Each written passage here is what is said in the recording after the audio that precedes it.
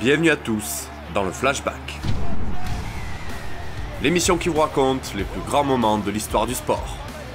Après des années d'échecs, de millions d'euros dépensés et des dizaines de superstars recrutés, le RCT est enfin sur le toit de l'Europe.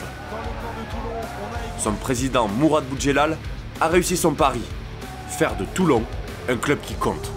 Pourtant, cette saison 2012-2013 laisse un petit goût d'inachevé. Joueurs, supporters comme dirigeants ont soif de conquête.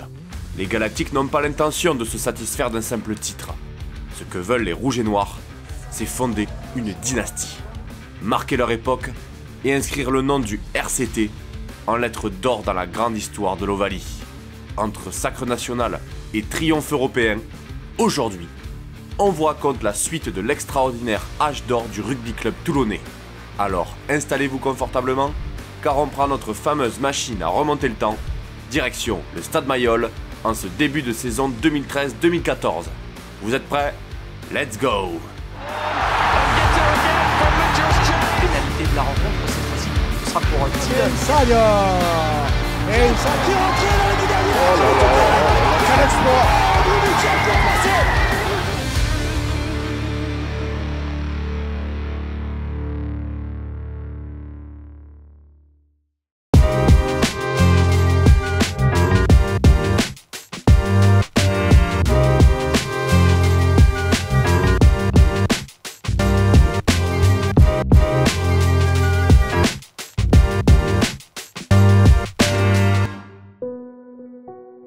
Auréolé de son premier titre européen, le RCT prépare la saison 2013-2014 avec des ambitions à l'image de son président, excessives.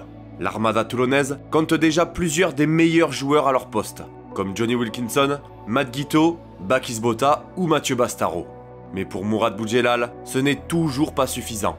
Je vais la pêche aux joueurs. Il vaut mieux que ce soit moi qui le fasse parce qu'il y a plein d'entraîneurs qui sera assez fou pour dire à son président « Je veux Gregan, Matfield et Mertens ». Cette intersaison, c'est l'occasion rêvée de renforcer son groupe de Galactiques, alors il ne va certainement pas s'en priver. Le pilier italien Martin Castrogiovanni et la brute néo-zélandaise Ali Williams débarquent sur la rade. Pour les accompagner, Boudjelal souhaite absolument attirer deux nouveaux ailiers. Les ailes, c'est LE gros point faible du RCT. Tout l'inverse du grand rival clermontois, dont les deux flèches fidjiennes, Nalaga et Nakaitasi, empilent les essais chaque week-end. Et ça a le don de rendre Boudjelal fou de jalousie. Alors, aux grands mots, les grands remèdes, Toulon recrute l'Australien Drew Mitchell et la méga star des Springboks, l'éclair sud-africain Bryan Habana.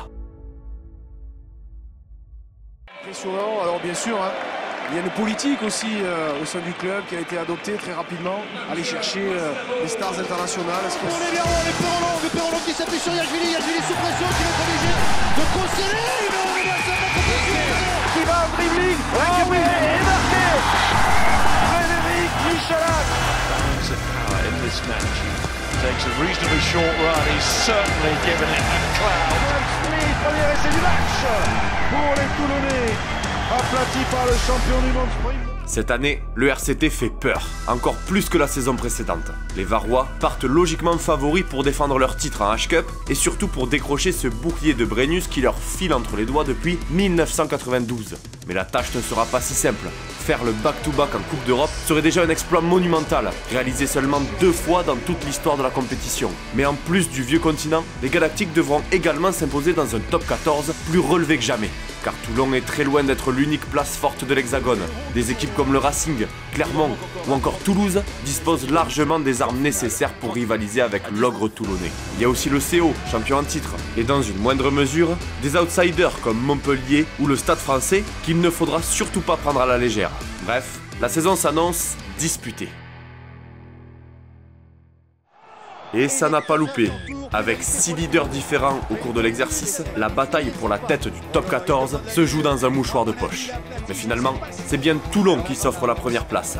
Les Galactiques de Bernard Laporte proposent un jeu tout en efficacité, basé sur la puissance des avants, qui martyrisent les défenses afin de laisser ensuite la place à leur capitaine Johnny Wilkinson pour trouver les 3 points ou envoyer un coéquipier sur orbite. À ce petit jeu, Matt Guiteau s'en sort très bien. Avec 10 essais, il est le deuxième meilleur marqueur ex-aequo de la saison et le seul centre du top 10. Pas mal. Toutefois, le jeu très pragmatique de Bernard Laporte ne plaît visiblement pas au plus grand nombre. Le regretté André Boniface, grand représentant du beau jeu en son temps, déplore le minimalisme que proposent les Toulonnais. L'ancienne gloire montoise ne supporte pas ce rugby moderne qui consiste à placer le 10 loin des regroupements pour attendre le coup de pied ou la passe vers un centre de 100 kg qui finira inévitablement par s'emplâtrer dans la défense. Pendant que l'ailier, collé à sa ligne, attend un ballon qui s'étouffe dans une succession de groupés pénétrants et de percussions plus soporifiques qu'une étape de plaine du Tour de France un dimanche à 14 h. Je vais dire honnêtement que je suis toujours agréablement surpris par mon équipe de Mont-de-Marsan qui, avec les petits moyens qu'elle a, fait le maximum. Par contre, je suis énormément déçu par l'équipe des milliardaires qui, à mon avis, ne prouve rien du tout, n'a aucune valeur marchande pour l'instant pendant 40 minutes. Où est passé le spectacle? Sûrement sacrifié sur l'autel du résultat. Pour Boniface et pour beaucoup d'autres, Toulon a vendu son âme au diable. Évidemment, face à ce genre de déclaration, Bernard Laporte ne peut pas s'empêcher de monter au créneau. Surtout qu'elle vient s'ajouter aux rumeurs de dopage et au manque de cohésion du RCT, trop souvent réduit au rang de groupe de mercenaires. C'est marrant parce que j'ai reçu 20 textos d'anciens joueurs, de Béziers, etc. Là maintenant, qui me disaient c'est merveilleux, ce gros con il ferme sa gueule. Bon, on n'est pas là. Mais on n'est pas là pour ça, quoi. Je veux dire, si on donne du pouvoir à André Boniface qui a tout manqué dans sa vie, alors où on va, quoi. Je veux dire, moi demain, je vais dire à Hollande qu'est-ce qu'il faut faire, quoi. C'est pareil, quoi. Les Rouges et Noirs ne sont peut-être pas les meilleurs amis du monde, certes, mais leur envie de gagner et de faire taire les détracteurs est-elle bien réelle. Gonflés à bloc, les hommes de Bernard Laporte retournent défendre leur titre en H-Cup. Take the restart, yes. Straight to the basket. Good corner. Facile leader de la poule 2, les Rouges et Noirs filent en quart où ils retrouvent le Leinster 3 fois vainqueur de la coupe lors des 5 dernières années. Dans un stade Mayol bouillonnant, les Toulonnais se font très peur quand leur héros britannique sort sur blessure en première période. Mais les Galactiques ont de la ressource et livrent un match référence. KO avec encore une fois les puissants Mathieu Bastaro qui parvient à adresser Armité, Joe Pré avec Choki, il a traversé et c'est accordé. Et ça part bien ça. Oh ça passe. Toulon aura encore l'avantage du terrain, on sait que c'est déterminant en phase finale de Coupe d'Europe face au Munster. La pénalité de Matt Guito passe. Score final 29-14. Au tour suivant, face au Munster, les Varois retrouvent leur chef d'orchestre britannique. Avec Wilco à la baguette, la symphonie toulonnaise peut être jouée sans fausse note. En assurant la conquête, en touche comme en mêlée, les Rouges et Noirs font parler toute leur puissance. Ils pilonnent la défense irlandaise et la poussent à la faute afin de donner un maximum d'occasion à Johnny Wilkinson. Avec 6 pénalités et un drop, l'ouvreur valide le ticket pour Cardiff où sera jouée la grande finale.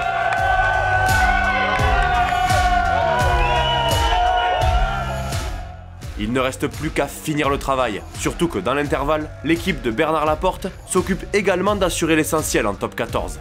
En demi-finale du championnat, le Racing Métro donne rendez-vous au RCT dans le stade Pierre-Mauroy de Lille.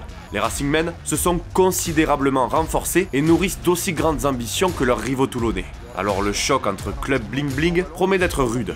Malheureusement, le défi physique prend le pas sur le spectacle, comme souvent avec ce RCT.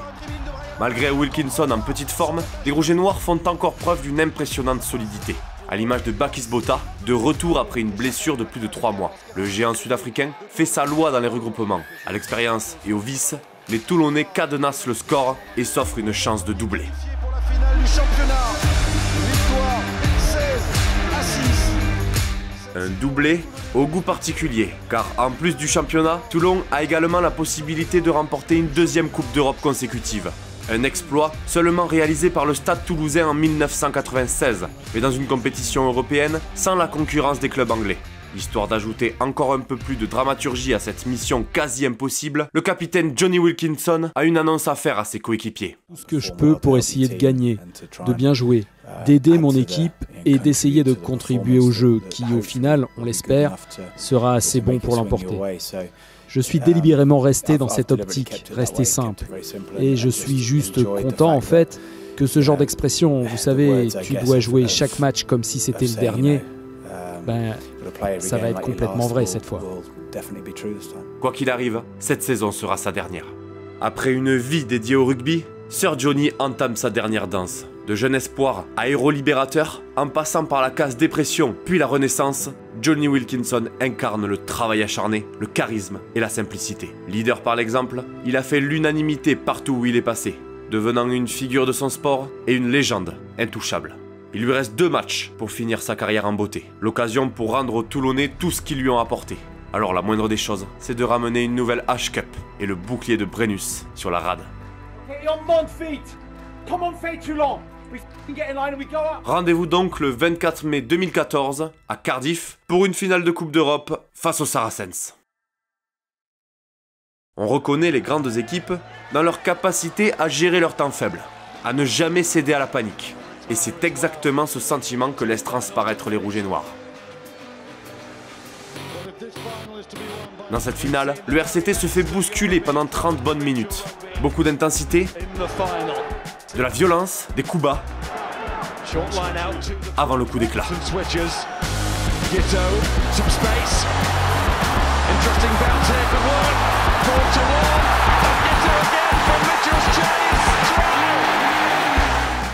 Réveillés par ce formidable essai, les Varois lancent la machine. D'un drop, Wilkinson écœure les Saracens juste avant la mi-temps.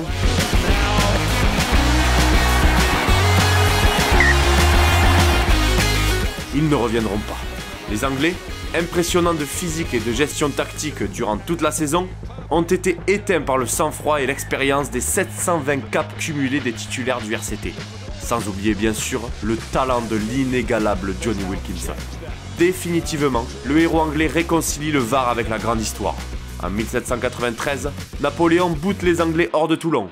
En 2014, c'est un Britannique qui bute cette fois pour libérer le peuple toulonnais.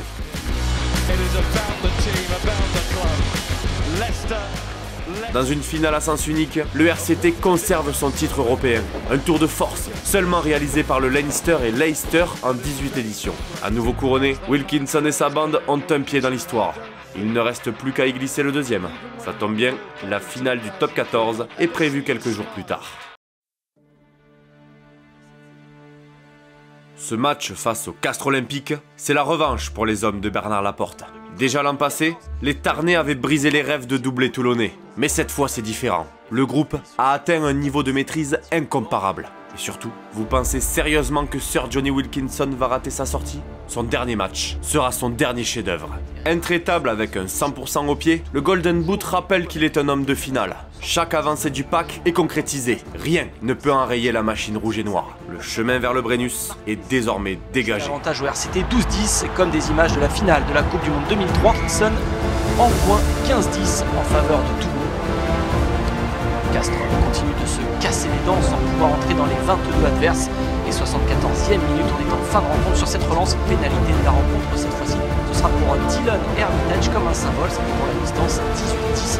Ce sera le score final. Ça y est, après 22 ans d'attente, après de longues années à végéter en Pro D2, après avoir vu son président déplacer des montagnes,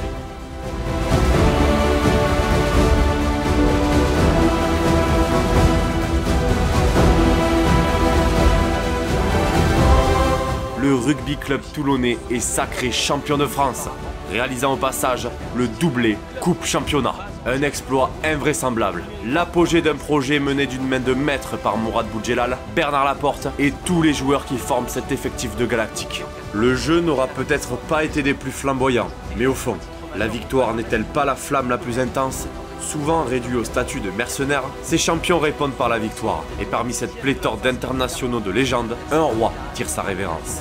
Symbole de la renaissance du club au brin de muguet, Johnny Wilkinson peut s'en aller le cœur léger.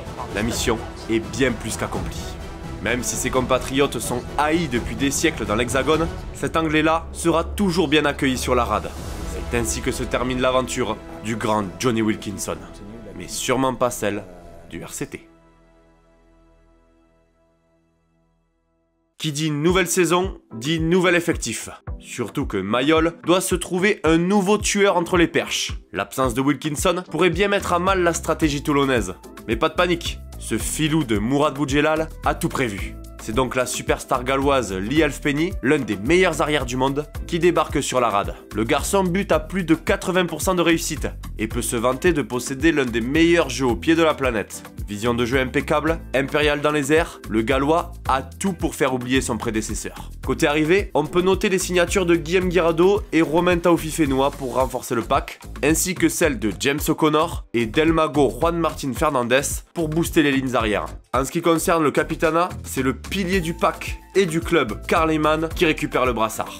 Voilà l'armada rouge et noir au grand complet pour aller chercher le triplé européen, le doublé en top 14 et un back-to-back coupe championnat pour accompagner le tout. Bref, on s'y perd, mais retenez juste que l'ogre toulonnais n'a toujours pas étanché sa soif de succès.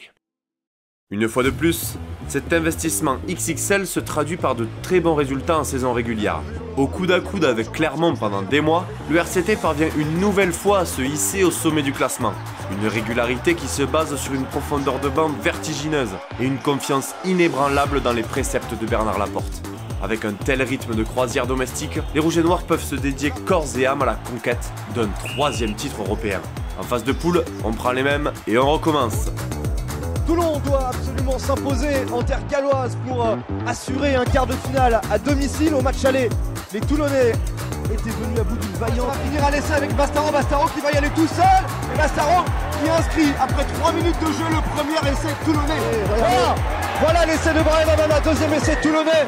Mais prendre une sérieuse option sur la qualification pour les quarts de finale. Trop tard. Si. Ouais, et bien joué, il est passé, attention parce que là il va pouvoir les marquer tout seul, il va les marquer. Oh superbe, Smassoui, décidément. Armitage, Stéphane Armitage, allez, pour Mathieu Bastaro, premier ballon de Bastaro, la passe de Bastaro qui était peut-être en avant pour Habana qui va les marquer. Et c'est marqué par les Toulonnais, voilà, 22, c'est le score final ici. Largement leader de son groupe, le RCT accueille les Wasps en quart de finale à Mayol. Cette fois, c'est Fred Michalak qui endosse la cape de Monsieur 100%. Mourad Boudjelal, 100% de réussite pour le buteur français du RCT. Il s'est montré comme le digne successeur de Johnny Wilkinson. Impeccable face au perche, il permet à son équipe de livrer une première mi-temps de très bonne facture. Et même si les Londoniens croient revenir à portée en seconde période, le champion du monde Ali Williams s'occupe d'enterrer définitivement les espoirs anglais. Cet après-midi, le deuxième ligne All Black et il scelle cette victoire toulonnaise 32 à 18. Le RCT signe ainsi une 15e victoire à Mayol. Une victoire synonyme de nouvelle demi-finale face au Leinster, équipe qui avait déjà subi la loi des Varois la saison précédente.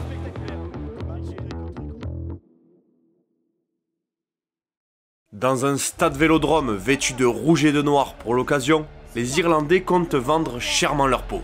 Et malheureusement pour le spectacle, les deux formations n'ont pas l'intention d'enflammer la rencontre. Écrasés par l'enjeu, Toulonnais et Leinstermen cherchent à assurer leur assise défensive en faisant déjouer l'adversaire plutôt que de marquer des essais. Un affrontement stérile qui débouche forcément sur un duel de buteurs. À ce petit jeu, Lee Halfpenny et Ian Madigan se rendent coup pour coup. Une véritable bataille rangée qui ne pouvait avoir qu'une seule issue, les prolongations. Pito ahí, golpe franco en esa melee, Wayne Barnes, Mathieu Bastago también sabe hacer contrapié, sí, el Búfalo, ahí lo teníamos. Pour faire basculer ce match, il suffira d'un éclair. À quelques secondes de la fin de la première prolongation, Madigan commet l'erreur fatale. Parte de los de Leinster que tampoco quieren cacar. Intercepción, balón para Brian Habana, adiós, ahí está el sudafricano, el Springbok, ensayo de Brian Habana, estaba preparado, estaba ahí agazapado, pero aparece el Springbok, ensayo de Habana. Il n'en fallait pas plus au guépard Habana, qui surgit et file à toute allure en terre promise.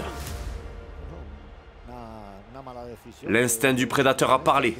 Malgré un sursaut irlandais, la chance a définitivement choisi son camp. Au bout de 100 minutes d'effort, les Galactiques peuvent laisser exploser leur joie. Ils s'apprêtent à disputer une nouvelle finale continentale.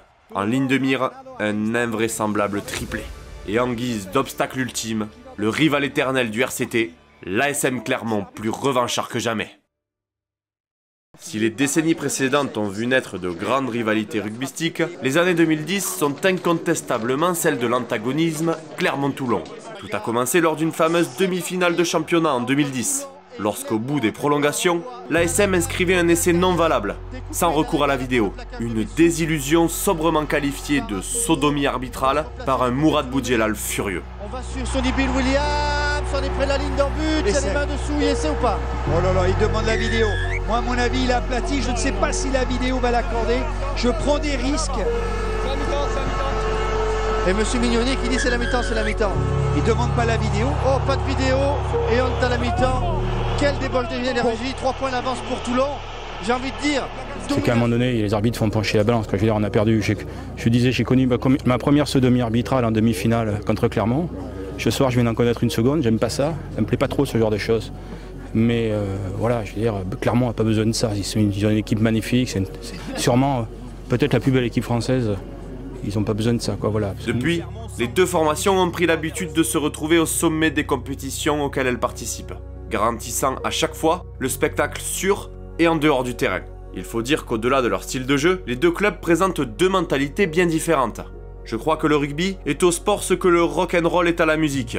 Et je ne suis pas sûr qu'à Clermont, quand ils pensent rugby, le rock soit leur musique. C'est plutôt la harpe ou le clavecin. On a d'un côté une institution en place depuis de longues années, qui peut compter sur le pouvoir et l'opulence du discret groupe Michelin. Un groupe bâti sur la durée, dans le respect des traditions. De l'autre, on a un self-made man aussi bruyant qu'agaçant, qui s'est monté une troupe de rockstars en quelques petites années. Deux écuries que tout oppose, aussi bien sportivement que culturellement, et qui s'apprêtent à entrer en collision en finale de Champions Cup dans le temple du rugby qu'est Twickenham. Dans l'entame, les Varois sont bousculés par des Clermontois gonflés à bloc. En réaction, les doubles champions d'Europe montent en puissance et cherchent à imposer leur force physique sur tous les impacts. Les joueurs de Bernard Laporte parviennent à mettre les jaunards à la faute. Peut-être voir cette domination temporaire récompensée par ce but. Ouais, réussi par Lee Halfpenny.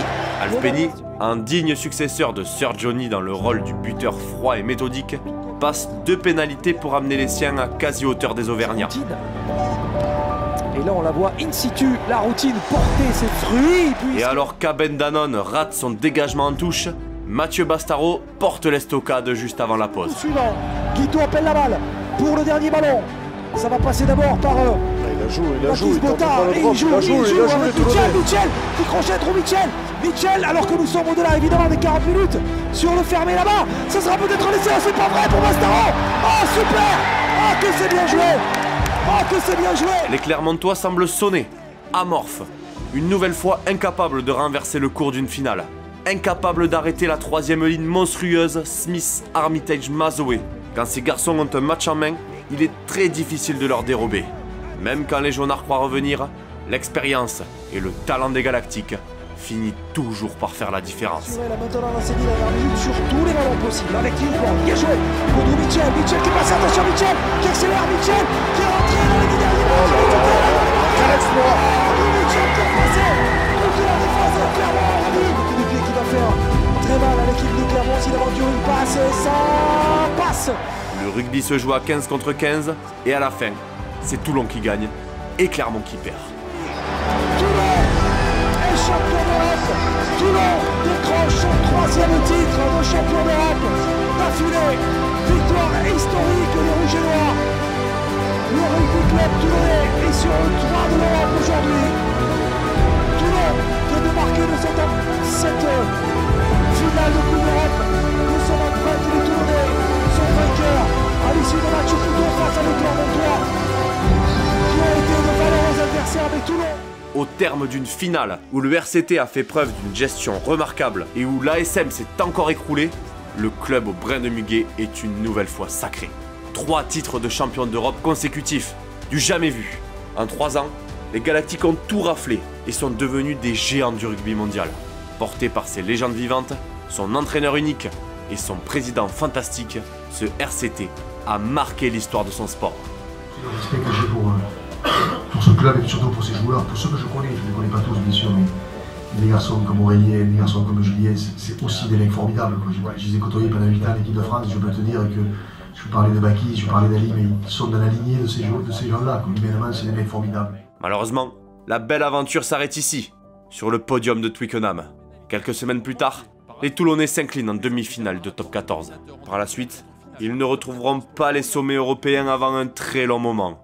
Et quoi qu'il en soit, ce RCT triple champion d'Europe reste l'une des équipes les plus marquantes de l'histoire du rugby de club. Une anomalie, un alignement de planètes qui a permis d'accrocher 3 étoiles sur le maillot rouge et noir et bien plus dans les yeux des supporters.